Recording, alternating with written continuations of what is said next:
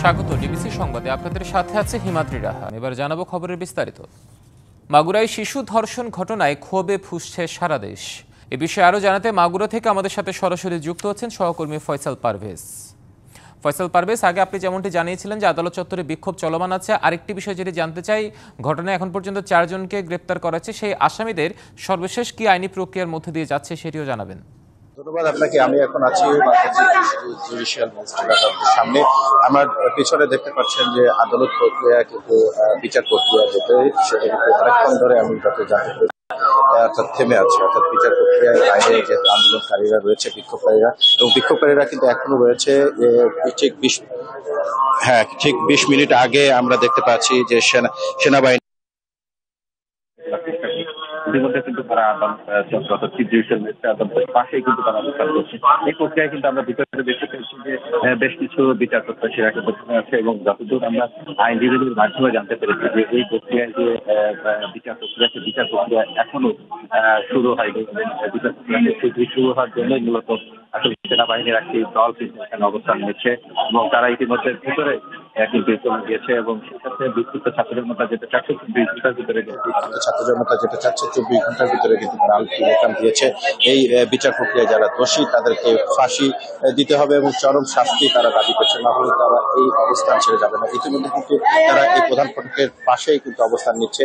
ইতিমধ্যে কিন্তু আমরা দেখতে পাচ্ছি যে চিফ জুডিশিয়াল ম্যাজিস্ট্রেট আদালতের প্রধান গেট ফটকটি একটু ফাঁকা রয়েছে, যদিও বিকল্প পথ দিয়ে সেনাবাহিনীর একটি দল ভিতরে গিয়েছে এবং যারা বিচার প্রক্রিয়ায় এবং যারা প্রশাসনে রয়েছে এই আদালত তাদের সঙ্গে কথা বলতে গিয়েছে। তারা সেনাবাহিনী যেটা বোঝাচ্ছেন ছাত্র জনতাকে যে এই বাংলাদেশে প্রচলিত আইন যা আছে সে আইনি প্রক্রিয়ায় এটি দ্রুত করার প্রক্রিয়া চলছে। এর বাইরে তারা যে দাবি করছে 24 ঘন্টার ভিতরে, এটি আসলে বাস্তবসম্মত নয় বলে তারা ছাত্র জনতাকে বুঝেছেন। তারপরেও আমরা দেখতে পেয়েছি যে ছাত্র জনতা কিন্তু এখানে আন্দোলন করে যাচ্ছেন। ফলে বিচার প্রক্রিয়া কিন্তু সকাল থেকেই থেমে আছে। অর্থাৎ সকাল 10টা থেকে আদালত চত্বরে আমরা দেখতে পাচ্ছি এভাবে থেকে বিক্ষোভ হচ্ছে এবং বিক্ষোভের ফলে কিন্তু এখন পর্যন্ত কিন্তু এখানে মোটামুটি শান্ত অবস্থা বিরাজ করছে বলে আমি জানতে পেরেছি। ফয়সাল, আপনাকে ধন্যবাদ আমাদের সাথে যুক্ত হওয়ার জন্য। মাগুরায় ধর্ষণের শিকার শিশুটির সব ছবি সামাজিক যোগাযোগ মাধ্যম থেকে সরিয়ে ফেলতে বিটিআরসিকে নির্দেশ দিয়েছে হাইকোর্ট। তাৎক্ষণিকভাবে এই নির্দেশ বাস্তবায়নের আদেশ দেওয়া হয়েছে। এ বিষয়ে সর্বশেষ অগ্রগতিও আজই জানাতে বলা হয়েছে। সোমবার বিচারপতি ফারাহ মাহবুব ও বিচারপতি দেবাশ রায়চৌধুরী হাইকোর্ট বেঞ্চ রোববার এই আদেশ দেন। এই বেঞ্চটি সকালে শিশুটিকে নিয়ে পত্রিকায় প্রকাশিত প্রতিবেদন আদালতের নজর আনেন ব্যারিস্টার মাহসিব হোসাইন। এই সময় সামাজিক যোগাযোগ মাধ্যমে শিশুটির নাম, ছবি, পরিচয় সহ ছড়িয়ে পড়ার বিষয়টি আদালতে তুলে ধরেন। এই সময় তিনি শিশুটির সর্বোচ্চ সুচিকিৎসার জন্য প্রয়োজনীয় ব্যবস্থা নেওয়ার আর্জি জানান। মাগুরার শিশু ধর্ষণের ঘটনা মানবাধিকারের উপর ছুরিকাঘাত, এমন মন্তব্য করেছেন জামায়াতে ইসলামের আমির ডাক্তার শফিকুর রহমান। তিনি বলেন, সমাজ ঠিক মতো চলছে না বলেই এমন অমানবিক ঘটনা ঘটছে। জাতীয় প্রেস ক্লাবে আদর্শ শিক্ষক ফেডারেশন আয়োজিত শিক্ষক প্রতিনিধি সম্মেলনে এই কথা বলেন তিনি। ক্ষমতায় গেলে নৈতিক শিক্ষা বিকশিত করতে কাজ করবে তার দল, জানান জামায়াত প্রধান। সরকারি খরচে চল অধিকাংশ শিক্ষা প্রতিষ্ঠানে লেখাপড়া হয় না মন্তব্য করে তিনি বলেন, সরকারি প্রতিষ্ঠানের অধিকাংশ শিক্ষক বসে বসে বেতন নেন। শিক্ষকরা তাদের দায়িত্ব ঠিকঠাক পালন করলে তাদের দেখভালের দায়িত্ব সমাজ ও রাষ্ট্র নেবে বলেও জানান তিনি। মাগুরায় 8 বছরের একটা শিশুর সাথে তার আপনজনেরা যে আচরণ করেছে, বিশ্বাসের ছুরিকাঘাত করে, এটা গোটা মানবতার প্রতি তারা ছুরিকাঘাত করেছে। এটি হচ্ছে পশুত্বের শিক্ষা। এই শিক্ষা থেকে বের করে এনে আমাদের দেশে আমরা দিতে চাই আল্লাহর দেওয়া মানবিক শিক্ষা।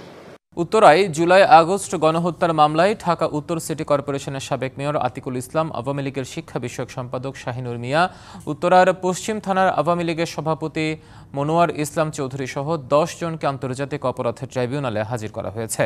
সকাল 10টার পরে আসামিদের কাশিমপুর ও কেরানীগঞ্জ কারাগার থেকে হাজির করা হয়। অন্য আসামিরা হলেন গাজীপুর মহানগর আওয়ামী লীগের সাংগঠনিক সম্পাদক আবদুল্লাহ আল মামুন মণ্ডল, উত্তরা 6 নম্বর সেক্টর আওয়ামী লীগের সভাপতি বশির উদ্দিন, মহানগর উত্তরের 1 নম্বর ওয়ার্ড যুবলীগের সভাপতি দেলোয়ার হোসেন রুবেল, ওসি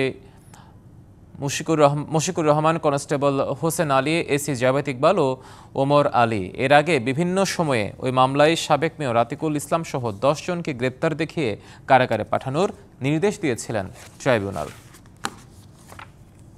পুঁজিবাজারের নিয়ন্ত্রক সংস্থা বিএসইসিতে চলমান অস্থিরতা বিষয়ে সংস্থাটির চেয়ারম্যানের সঙ্গে বৈঠক করেন ডিএসসি, সিএসসি, ডিবিএ, সিডিবিএল সহ 7টি সংস্থার প্রতিনিধি দল। বৈঠক শেষে আগারগাঁওয়ে বিএসইসি ভবনে চলছে ব্রিফিং। আমরা এখন সরাসরি সেখানে যুক্ত হচ্ছি। যে কোনো ব্যক্তি বা প্রতিষ্ঠান যদি কমিশনের কোনো সিদ্ধান্তে বিক্ষুব্ধ হয়, আইন ও নিয়ম মেনে তাদের কমিশনের কাছে বা সরকারের কাছে আবেদন করার বিধান রয়েছে। এমনকি ওনারা চাইলে আইনের আশ্রয়ও নিতে পারেন। কিন্তু কোনো ক্ষেত্রেই এই একটি রেগুলেটরি প্রতিষ্ঠানে যে ধরনের বিশৃঙ্খলার মাধ্যমে দাবি দেওয়া আদায়ের প্রচেষ্টা নেওয়া হয়েছিল, সেটি কোনোভাবেই কাম্য নয়। আমরা এটি নিন্দা জানাচ্ছি। সাথে সাথে আমাদের সম্মানিত বিনিয়োগকারীদের এই পুঁজিবাজারের প্রতি আস্থা পুনরুদ্ধারের জন্য আমরা মনে করি বিগত বছরগুলোতে যে অনিয়ম হয়েছে, দুর্নীতি হয়েছে, তার বিশদ তদন্ত এবং সংশ্লিষ্ট ব্যক্তিদের বিচারের আওতায় নিয়ে আসা অত্যন্ত গুরুত্বপূর্ণ। চলমান যে তদন্ত কার্যক্রম, তার সাথে বাজার সংশ্লিষ্ট আমরা সবাই একাত্মতা ঘোষণা করছি। সংবাদ এই ছিল এখনকার মতো। ডিবিসি নিউজের সংবাদগুলো পড়তে ভিজিট করুন dbcnews.tv আর ভিজিট করুন ডিবিসি নিউজের ফেসবুক পেজ এবং ইউটিউব চ্যানেল। সঙ্গে থাকুন।